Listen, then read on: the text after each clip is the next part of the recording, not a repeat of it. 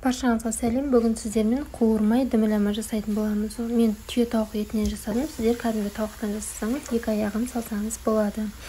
Алдымен табаны отқа қоймай тұрып, бірінші етін, сәбізін, пиязын барлығын осылай видеодағыдай салып аласыз. Бұрышын қосасыз.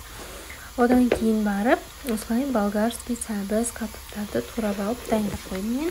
Сосын осылай үстіне саласыз. Дәл видеодағыдай. Қазанның астына әлі әзір, отқа жақпайсыздар, қоспайсыздар. Бәрін осылай салып аласыздар ретімен. Өзіңіз қалауыңызша көбірек картоп, сәбіз қоссаңыз болады. Сосын үстіне май қоясыздар осылайынан. Мен енді шамалап қойдым майын. Көбірек болғанын қаламаймын.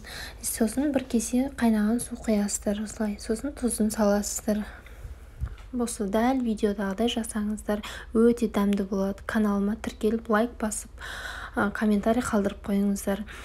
Одан кейін осылай үстіне капустамызды бөліп алдық, орам жапырақты. Үстіне осылай жауып қоясыздар барлығын. Дәл видеодағыдай жасаңыздар. Мен айтқандай өте дәмді болады.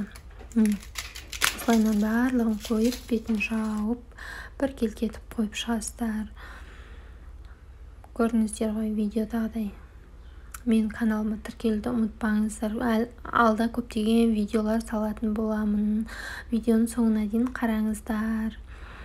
Осылай барлығын жауып қойып алдық. Рет-ретімен арасын ашасыздар капусталардың. Көрдіңіздер ғой видеодағыдай.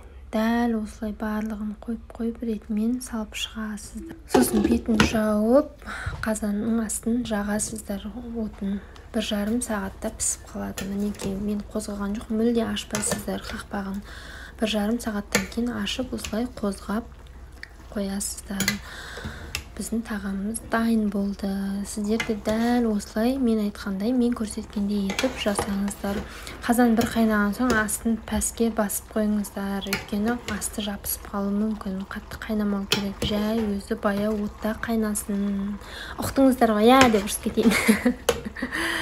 Мен каналыма тіркеліп, лайк басып, комментарий қалдырып қойыңыздар. Күтемін, мен үшін өте маңызды.